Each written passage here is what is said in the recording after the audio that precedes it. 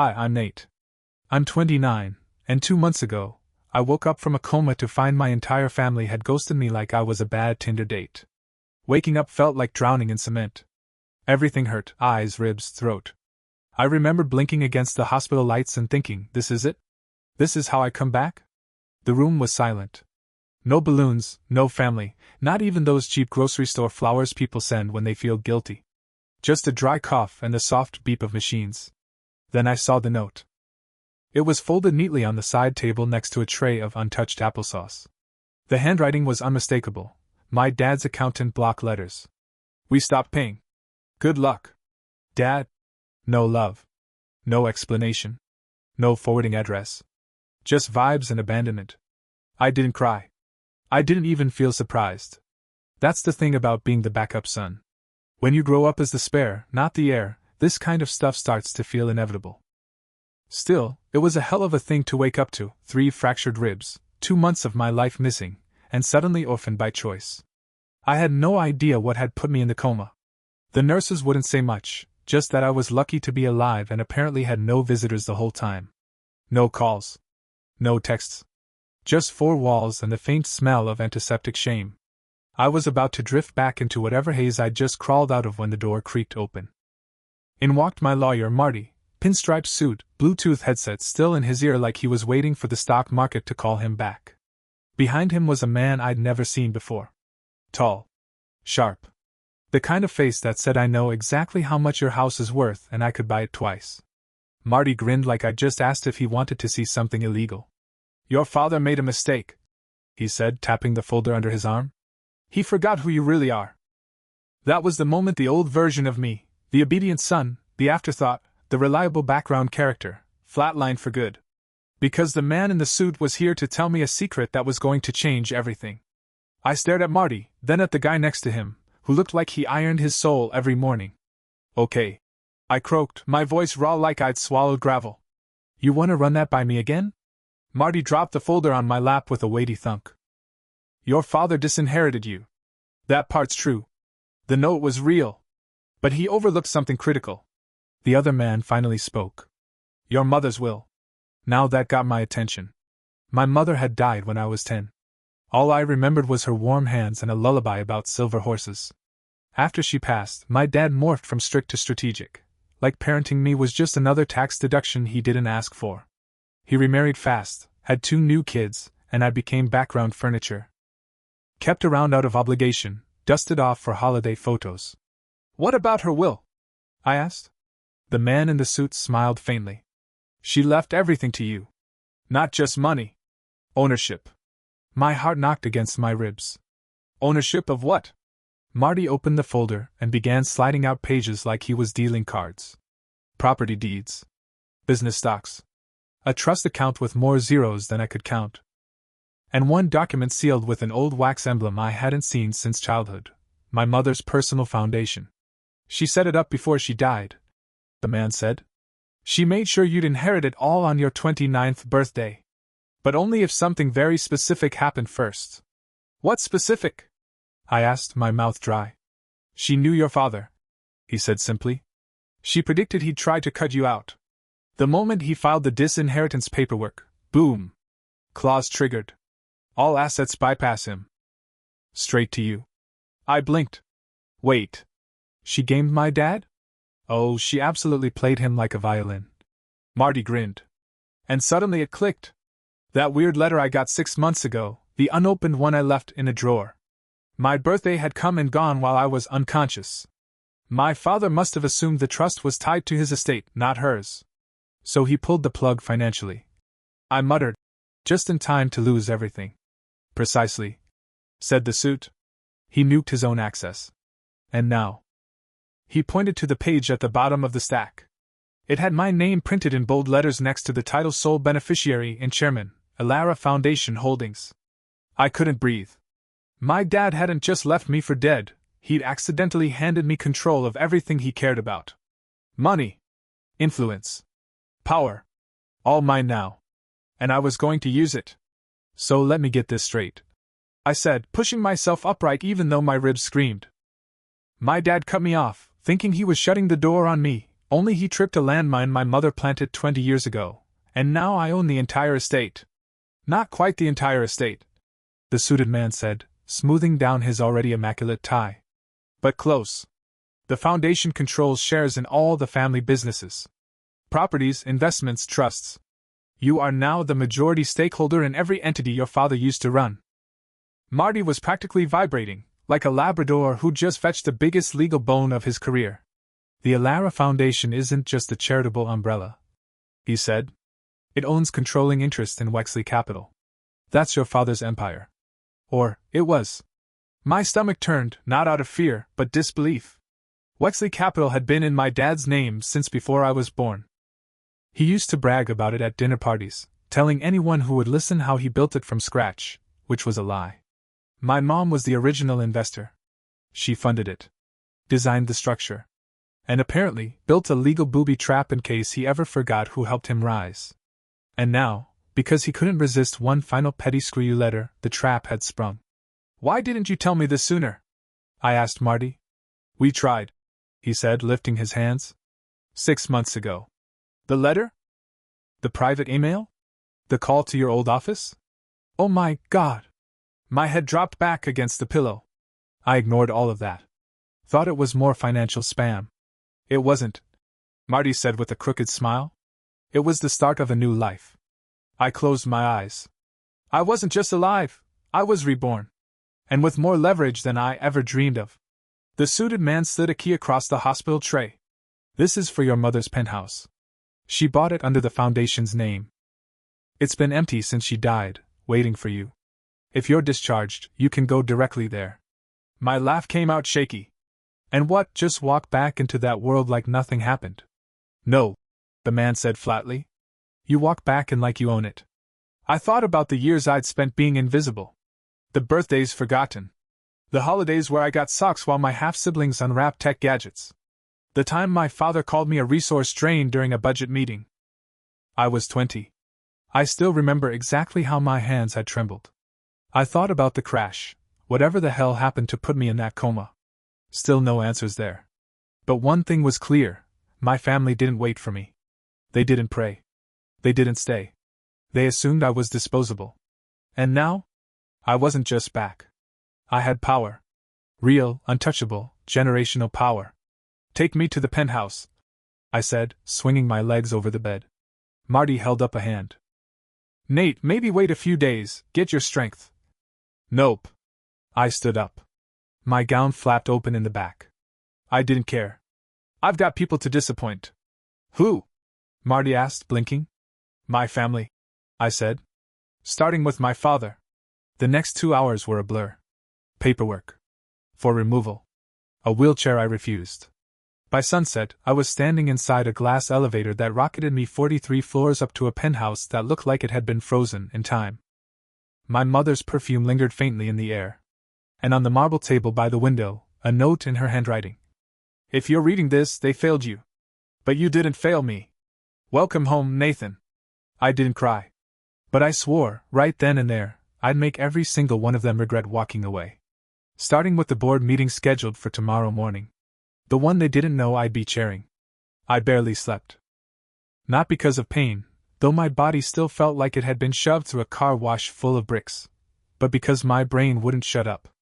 Every hour, another memory clawed its way out from wherever it had been buried. My father telling the waiter at my 18th birthday dinner to skip the cake, he doesn't need more sugar. My stepmom smiling while I packed my things to move out early because the twins need the room. Every time I got less. Every time I was less. But not today. At 8:57 a.m. I stepped into the Wexley Capital Executive Boardroom dressed in a tailored navy suit that had been hanging in the penthouse closet, untouched and perfectly fitted, my mother's idea of just in case. The moment the doors opened, every conversation in the room dropped off like a cliff. 12 board members. My father at the head of the table. He froze mid-sentence, mouth half open, eyes wide with something between horror and heartburn. My half-brother Kyle was seated next to him in a smug little Patagonia vest, and dropped his phone when he saw me. I walked in slow. No rush. Let it sink in. Nathan? My father finally said, rising from his chair as if I were some ghost of disappointment past. Morning, I replied calmly, nodding to the stunned board. Sorry I'm late. Hospital discharge ran a little long. What the hell are you doing here? He demanded. You can't just walk into. Actually, he can. All heads turned toward the door, where Marty appeared like a magician pulling off the final trick. He held a thick folder in one hand and a leather briefcase in the other. As of 12:01 this morning, Nathan Wexley was officially instated as chairman of the Alara Foundation, which, as we all know, holds controlling interest in this company. Marty smiled. So unless anyone wants to contest that in court. He tapped the folder. I suggest you all sit. The silence was suffocating. Then, slowly, everyone but my father obeyed. He didn't sit. He stared at me like he was trying to burn a hole through my skull with pure patriarchal rage. You don't understand what you're doing, son. I do, I said. I'm taking back what was mine. What Mom left me. She didn't leave it to you, she left it through you. You were a placeholder, that's all. A laugh escaped me. Yeah? Is that what you told yourself while you were siphoning off foundation funds into your golf course project in Palm Springs? He flinched. Bingo. I opened my own folder and laid out the documents. Turns out Mom had an accountant who didn't like you. She kept records. Emails. Transfer logs. And a full list of illegal diversions. Kyle's voice cracked. Dad, is that true? My father whipped toward him. Shut up, Kyle. No, let him speak, I said, sitting at the head of the table. My new seat. We're going to be doing a lot of talking from now on. Like how the company posted record profits last year while cutting retirement packages. Or how board members' bonuses increased 38% during employee layoffs. I looked around the table. Gentlemen, this is no longer business as usual. Some of them looked impressed. Others terrified. Marty placed a set of pens in front of me like I was about to sign a declaration of war. You're making a mistake, my father said quietly, now finally sitting down. You're not built for this. You never were. You're right, I said. I wasn't built for your version of this. But I'm not here to be you. I opened the meeting. And from that moment on, the empire he tried to erase me from was no longer his. It was mine. The boardroom coup made headlines within hours. Wexley powers shift, son returns from coma, takes control. Ghost chairman reappears, and cleaning house. I wasn't the ghost. I was the reckoning. In the days that followed, I worked like a man possessed. Not because I was chasing power for the thrill of it, but because I needed to dismantle everything my father had built on silence, cruelty, and control. Every night, I combed through dusty archives, shell companies, donation receipts that stank of bribery, and emails that read like a villain origin story. Every time I thought I'd found the bottom of the barrel, there was another rotten layer. Turns out my father hadn't just abandoned me. He'd buried me under years of fraud. Marty set up a team. I met daily with investigators, internal auditors, and a woman named Justine who specialized in corporate forensic accounting and wore all black like she was personally mourning financial ethics. The list of people who had benefited from my erasure was long. Executives who'd signed off on bonuses while denying worker insurance. A cousin who somehow owned a nonprofit that bought luxury real estate. My stepmother, who was funneling company perks through her yoga studio/spiritual wellness crypt. One by one, I cut them off. I started by freezing my father's corporate credit cards. He found out while trying to pay for lunch with the senator. Then I yanked his keycard access. Security walked him out of his own building. I watched it on live feed with a protein bar in one hand. Kyle tried to play both sides, of course. Hey bro, he said, trying to corner me in the elevator one morning. I always knew you had potential, man. Maybe we could, collab? On something? I stared at him. You posted a TikTok saying I was probably brain dead and better off that way. He laughed nervously. That was, for engagement. I didn't answer. I just hit the button for the lobby and said, You're trending. With HR. 3 hours later, Kyle was escorted out for misappropriating funds from the company's internship program. The interns? I hired them full-time. Doubled their pay. Not because I was some savior. But because I remembered being them, overlooked, underestimated, and barely holding on. But for all the revenge moves I pulled off, the one I savored most? The board restructuring. I walked in with a list and walked out with new leadership. People my mom would have approved of. Ethical. Smart. No yacht club memberships or shady pasts. The kind who asked, "How can we do better?" instead of, "How can we hide this?" After that, I reinstated every employee benefit my father had slashed during his cost-cutting phase. Healthcare. Family leave. Bonuses tied to performance, not nepotism. People started calling me the Coma CEO. Not flattering, but I didn't care. Because the empire was no longer built on fear. It was being rebuilt on justice. And then, the letter came. A thick, cream-colored envelope with no return address slid under my penthouse door. Inside, a single sheet of paper. "You don't know the full truth. You were never supposed to wake up." There was no signature. Just a red fingerprint. I read it 3 times. Then once more. And suddenly, it wasn't about revenge anymore. It was about survival. I held that letter like it was radioactive. "You were never supposed to wake up." 8 words that punched harder than my father ever could. I stared at the fingerprint, deep red, probably ink, hopefully ink, and felt a chill settle in my spine that no amount of reclaimed power could thaw. I called Marty. "Get to the penthouse. Bring Justine." 10 minutes later, they walked in mid-argument, Marty frazzled, Justine stone-faced as always. I handed them the letter. Marty's eyes scanned it, and for once, he didn't have a joke ready. Justine pulled on gloves, yes, she carried gloves, and examined it like a crime scene photo. "Where did this come from?" she asked. "Door. No return address. No camera footage. My building said the hallway cameras were under maintenance for the last 48 hours. That's not a coincidence," Marty muttered. "I know," I said, already pulling up the digital records of the crash from 2 months ago. Until now, I hadn't cared. A truck ran a red light, they'd said. My body was found in the driver's seat of my car. The police filed it as an accident. Open and shut. But now, Justine pulled a copy of the crash report from her phone, because of course she'd downloaded it weeks ago. "You want the weird part?" she asked. "There's no dashcam footage. No intersection camera caught the collision. And the EMT logs mention something odd. Your car's brakes failed seconds before impact." I blinked. "Wait, failed how?" "Completely. As in, the fluid line was cleanly severed. No leakage. Just cut." "You're saying someone tampered with my brakes?" "I'm saying someone wanted you out of the picture." She handed me her tablet. And if I had to bet, I'd start here. On the screen was a financial trail.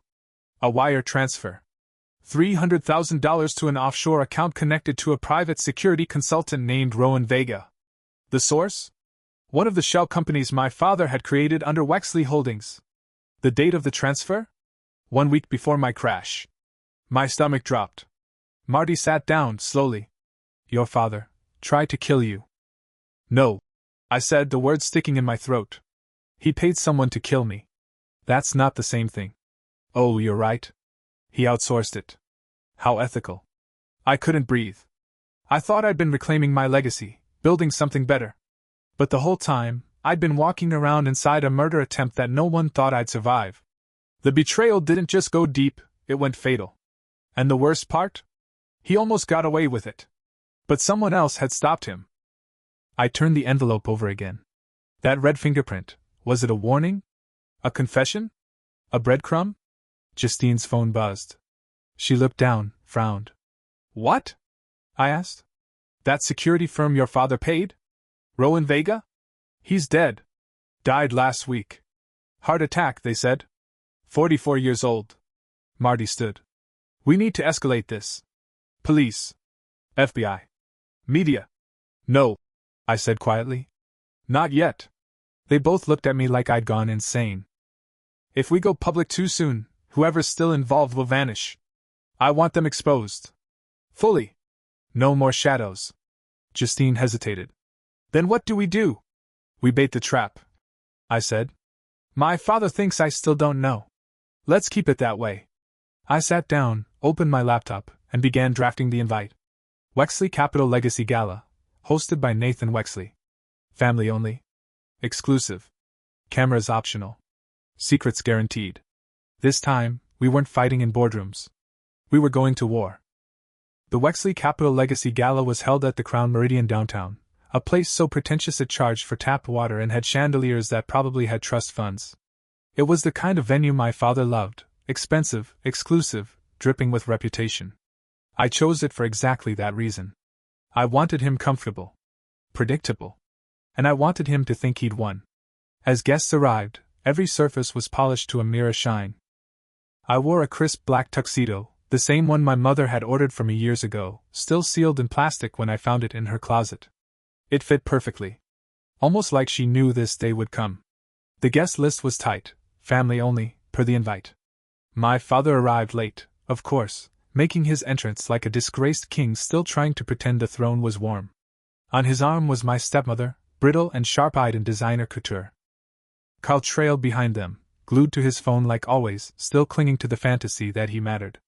They didn't see the plainclothes federal agents stationed as bartenders and waiters. Or the subtle red dots on the ceiling, cameras, all feeding to a private server Justine had set up. Every corner of that room was a net. And they were the fish. At 8 p.m. I stood at the center of the ballroom, glass in hand, as a hush fell. "Thank you all for being here," I began, the microphone cool in my palm. "This evening isn't just about legacy. It's about truth." My father chuckled quietly, smug. He thought I was going to beg for a truce. He had no idea. "You see," I continued, "legacy isn't what you leave behind. It's what you try to hide, and what someone else has to clean up." I gestured to the projection screen behind me. Click. The first image appeared, a wire transfer, $300,000 from one of Wexley's hidden accounts. Labeled Consulting Services. Click. A photo of Rowan Vega, alive and well, and then another, post-mortem. Murmurs rippled. Click. Brake line analysis from the crash? Clear evidence of tampering. Click. A scanned document. My father's signature. 2 months ago, I said, voice steady. I was in a coma. Everyone assumed it was an accident. Everyone, except the person who paid to make it happen. The room fell silent. You could hear champagne bubbles popping. I turned to face him. "Dad? Do you have anything you'd like to say before this becomes Exhibit A?" My father didn't move. His face was frozen. Rage? Fear? Regret? Maybe all three. "You're bluffing," he said finally. "You think you can frame me with some PDFs and conspiracy theory math?" "Oh, I'm not framing you," I said calmly. "I'm just showing your work." Justine stepped forward, flanked by 2 agents. One handed her a folder. The other placed a hand gently on my father's shoulder. "I'd like you to meet Special Agent Monroe," I added. "He's been very interested in your offshore accounts, shell charities, and attempted murder charges." My father stood up so fast his chair clattered backwards. "You ungrateful little bastard," he hissed. "After everything I did for you. You mean abandoning me in a hospital bed to die alone?" I said, stepping toward him. "Or was it funneling money out of my inheritance while you whispered fake prayers at board meetings?" Agent Monroe didn't wait for the monologue to finish. He cuffed my father calmly, like this was just another day at the office, which, for him, it probably was. My stepmother shrieked. Kyle vomited into a decorative plant. As my father was led out, struggling, he turned over his shoulder. "You think this makes you powerful?" he spat. "You'll lose control. They'll eat you alive without me." I tilted my head. "I already survived without you. The rest is just clean up." The doors closed behind him. And just like that, the man who tried to erase me was gone. The gala ended early, obviously. But I stayed. Alone in the ballroom, jacket off, staring at the projection screen now filled with static. Justine walked up beside me, holding 2 glasses of scotch. She handed me one. "You okay?" she asked. I nodded. "Just thinking." "About?" "My mom. What she saw in me that he never did." Justine studied me. She saw the one thing he was never capable of. "What's that?" "Hope." I laughed quietly. That's a lot of pressure for a guy who woke up with a catheter and a note that said good luck. She smiled. "You made it." I raised my glass. "To the woman who planted a bomb in a will and called it love." We clinked glasses. And I knew, as I looked out at the city I now controlled from the shadows he used to hide in, this wasn't about revenge anymore. It was about rewriting the story. And mine was just beginning.